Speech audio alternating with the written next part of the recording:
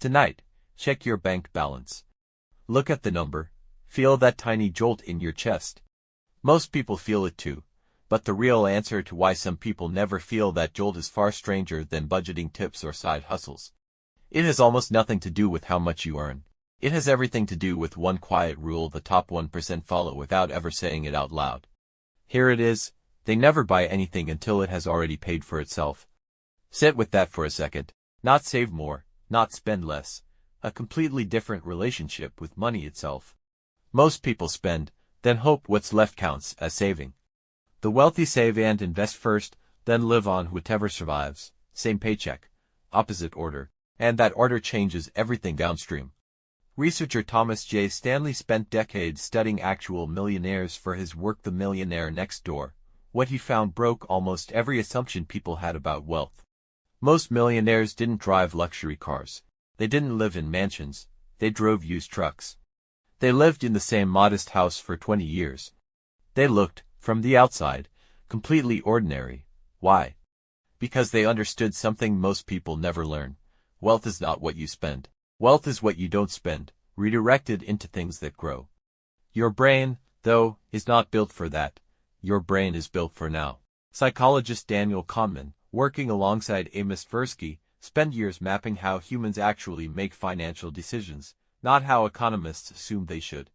What they discovered became the foundation of behavioral economics. Humans feel the pain of losing money roughly twice as intensely as the pleasure of gaining the same amount. That single bias explains almost every bad money habit you've ever had. You keep a losing stock too long because selling it makes the loss real. You avoid checking your accounts after a bad month, not because you're lazy, but because your brain is protecting you from pain that hasn't technically happened yet. The top 1% didn't escape this wiring. Nobody does. What they did was build systems that make the decision before the emotion arrives. That's the actual rule underneath the rule. Automate the choice so willpower is never required. Every dollar that enters their account is already spoken for before it reaches a checking account. A percentage moves into investments automatically. A percentage moves into an account they cannot easily touch. What remains becomes lifestyle, not the other way around. Compare that to how most paychecks work. Money lands, bills get paid. Whatever's left, if anything, might get saved. But might is doing enormous work in that sentence. Might, statistically, usually means it won't. Behavioral economist Richard Thaler proved this pattern so thoroughly it earned him a Nobel Prize. He called it mental accounting. The idea that people don't treat money as one interchangeable resource. They treat it as separate buckets, and the buckets we set up last are the ones that get neglected first. Rich households, intentionally or not, restructure the buckets. Investing isn't the last bucket filled, it's the first one sealed. Here's where it gets stranger. The top 1% don't primarily get richer through salary. Salary is taxed the hardest and grows the slowest. What separates them is what economists call asset velocity. How fast money moves from cash into things that produce more cash. Real estate that generates rent. Businesses that generate profit.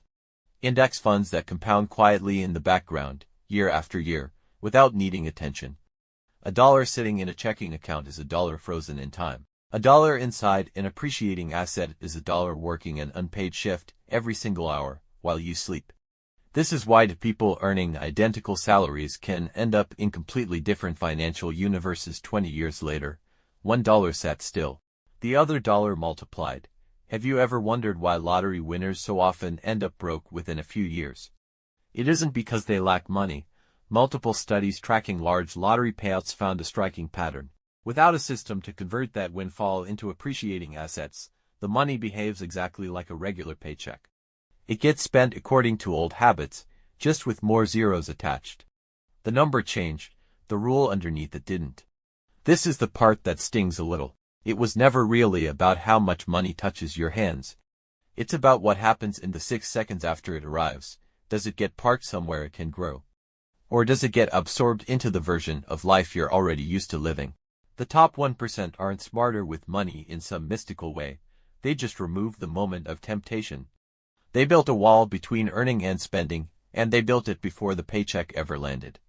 You can build a smaller version of that same wall. It doesn't require a 6-figure income. It requires deciding, right now, before your next paycheck arrives, exactly where the first percentage goes before you ever see it as spendable cash. Because the real 1% rule was never a percentage of net worth. It was a percentage of every single dollar, protected from you, before you had the chance to feel the pull of now. So look at your bank balance again. That number isn't really the story. The story is what happens the moment before that number even reaches your account. And that moment is the only one you've ever actually had the power to change.